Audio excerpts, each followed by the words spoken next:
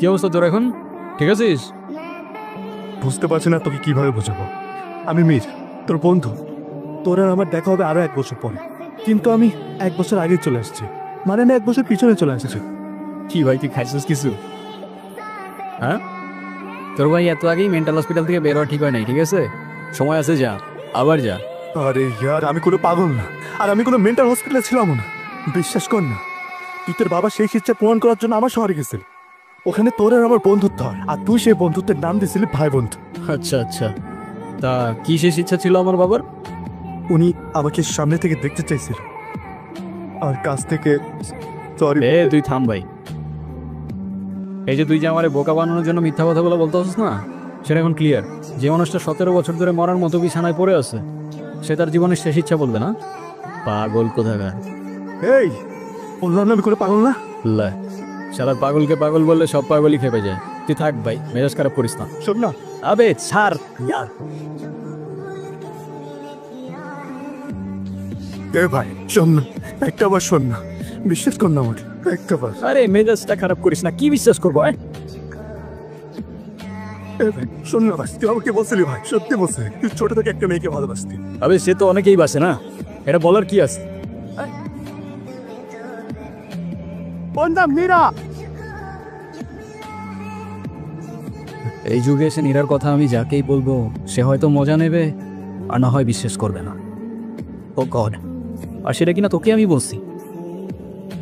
হয়তো আমি তোকে অনেক বিশ্বাস করছিলাম। আচ্ছা কি হয়েছিল সবটা বল। সরি না, কালকে আমি একটু বেশি বেশি বলে ফেলছিলাম। আমি একটু বেশি র্যাক করে ফেলছি। আরে প্যারা নাই, চিল। বাই দ্য ওয়ে, আমি একজনকে ভালোবাসি, বুঝলি? ভালো তো বাসতেই পারিস। তা ঠিক, কিন্তু এর মধ্যে একটা কিন্তু আছে। কি কিন্তু?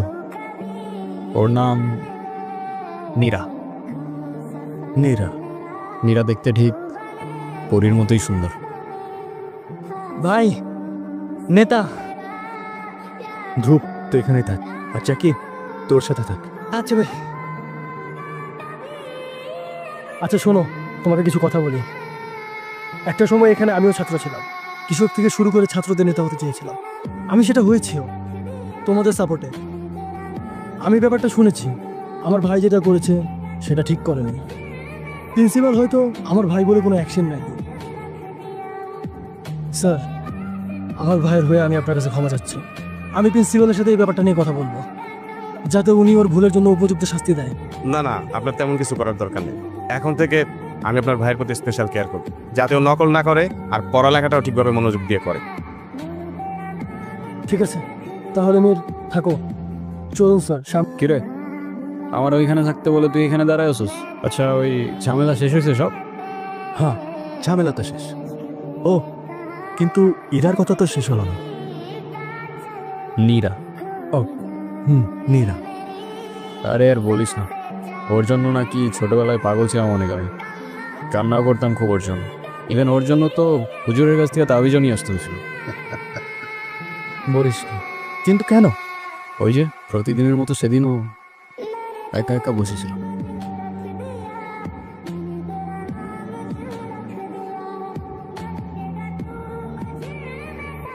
আবার ভুতুম প্যাঁচার মতো মুখ করে এখানটাতে এসে বসে আছো?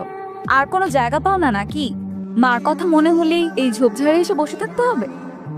মানে কি, কে আপনি? কোত্থেকে উড়ে এসে জুড়ে বসলেন? ইস, আবার আপনি আপনি বলা হচ্ছে, ন্যাকা। দেখেন আমার মন মেজাজ ভালো নাই, আপনি জানতো এখান থেকে। তোমার মন মেজাজ ভালো ছিল কবে? ছোটবেলা থেকেই তো তোমার খিটখিটে মেজাজ। ধ্যাত, আপনি জান না। চলো। চলো মানে? আমি আপনার সাথে কোথায় যাব? আরে চলো না ধ্রুব। এই দাঁড়ান, আপনি দেখতেছি আমার নামও জানেন। আমি তো সবই জানি। সব জানো মানে কিভাবে? তোমাকে এখনো কিছু মনে পড়ছে না? না, কি মনে পড়বে? উফ, হায় রে ভুলো মন, সব ভুলে খেয়ে ফেলেছ। আগে তো এমন ছিলে না, আমাকে এখন আপনি আপনি করে বলছো, আবার জিজ্ঞেস করছো কে আমি। কি হয়েছে তোমার বলো তো? দাঁড়াও, আবার বলবে না তো তুমি আমার নামও জানো না? না, জানি না তো। আমি আপনার নাম কিভাবে জানবো? হায় আল্লাহ, কারে নিয়ে আছি আমি? এই ছেলে তো আস্ত একটা মানসিক রোগী হয়ে গেছে। বুঝতে পেরেছি, যাও যাও, আবার হুজুরের কাছ থেকে গিয়ে একটা তাবিজ নিয়ে আসো। হ্যাঁ? আমার কথা শেষ হয় নাই তো ধ্রুব, আর আমার কথা শেষ হয় নাই তো। হলে নাই। এই ধ্রুব, এই ছোট, কি শুনলাম তোমার বিষয়? কি শুনলা তুমি আবার? ভাইয়া আবার তোমার কিছু বলছো নাকি? না, ভাইয়া কিছু বলে নাই, কিন্তু তুমি উত্তরের দিক কি করতেছিলা? এই রে, নিশ্চয়ই কেউ মেয়েটার সাথে কথা বলতে দেখে জসিম ভাইকে বলছে। তুমি হাসতেছো, তার মানে যা ঘটনা শুনছি সবই সত্য, তাই না? আরে ধুর, তুমি যে কি বলো না। কাজ করো তো তুমি, থাকো।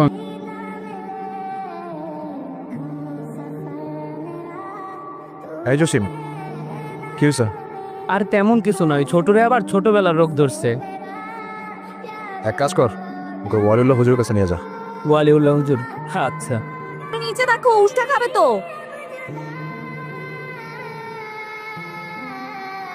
এই আপনি আবার আমার পিছু করা শুরু করছেন না? হ্যাঁ, এই জানতো আপনি বিরক্তিকর। কি আমি বিরক্তিকর? একটু আগে তো আমিই তোমাকে বাঁচালাম। এত বড় সাহস তোমার, তুমি আমাকে ইগনোর করতেছো? চাপো, আমিও বসবো। তুমি এখন দুঃখের সাগরে হাবুডুবু খাচ্ছ, তাই বলে তুমি আমার সাথে এরকম করবা? এই নীরার সাথে? কে তুমি বলো তো? হ্যাঁ, তুমি আমার ব্যাপারে এত কিছু কেমনে জানো? আমি তো তোমার ব্যাপারে সবকিছু জানবো, কারণ আমিই তো তোমার সবচেয়ে বেশি ক্লোজ। তোমার কি কিচ্ছু মনে নাই? না। তোমাকে নিয়ে আমার অনেক ভয় হয়। তুমি যদি এই বিপদ থেকে আরো বড় বিপদে গিয়ে পড়ো, সেই বিপদ থেকে উদ্ধার হতে পারবে তো? এই তুমি কি জ্যোতিষী নাকি? হ্যাঁ, অতীত ভবিষ্যৎ সব জানো দেখতেছি। আমার কথা বিশ্বাস হচ্ছে না তো? যেদিন ভবিষ্যৎ তোমার সামনে এসে দাঁড়াবে, সেদিন নীরা আর থাকবে না।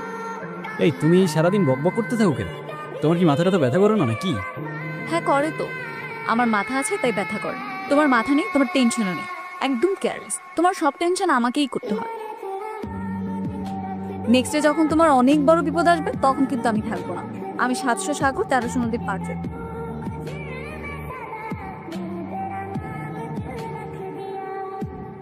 চাচা, শঙ্করের কাছ থেকে তো সুদে টাকা নিলে শেষে টাকা দিতে পারবে তো? মেয়েরা স্বামীর বাড়ির যৌতুকের জন্য পাঠা দিয়েছে। কালী শঙ্করের নিয়ে টাকাটা নিয়ে মেয়েরা আবার স্বামীর বাড়ি পাঠাবে। ফসল তো লাগা আছে, ওইটা বেশি কালী শঙ্করকে দিয়ে দেবো, বাকিটা আল্লাহর ইচ্ছা।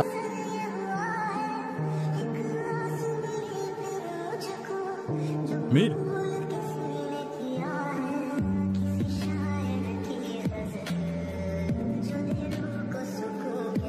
সরি यार, ভয় পাস না।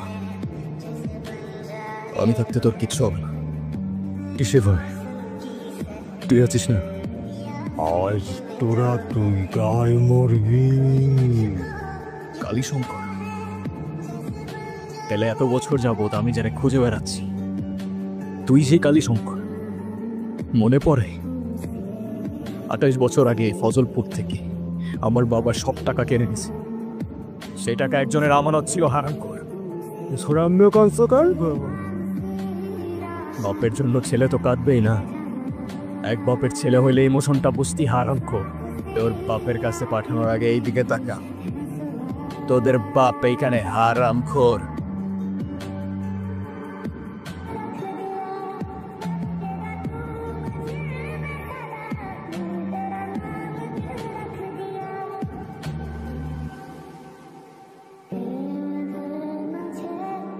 তোর হিসাবটা তুই ক্লিয়ার কর।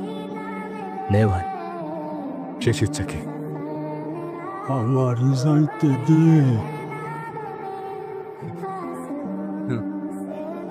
যাইতে দে।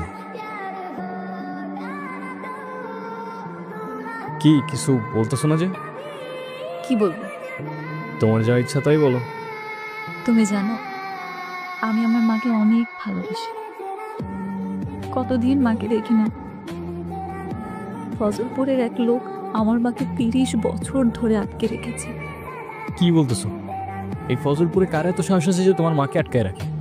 চলো আমার সাথে, তোমার মাকে ছাড়াই আনি। তার আর দরকার হবে না হয়তো। আজকে 30 বছর পূর্ণ হলো, মা এমনিতেই ছাড়া পাবে। কিন্তু কিন্তু কিন্তু কি? মা ছাড়া পেলে আমি মার সাথে 700 সাগর আর 1300 নদীর ওপারে চলে যাব। আমি তাহলে যাই। আবার কবে দেখা হবে? হবে, আর যদি না হয় তাহলে ভেবে নিও আমি মার সাথে চলে গেছি। তো যাও। আমি চলে গেলে তুমি আমাকে মিস করবে না ধ্রুব? মিস করে আর লাভ কি? আমি তো আর 700 সাগর আর 1300 নদী পার করে তোমার সাথে দেখা করতে পারবো না। আমি তাহলে যাই।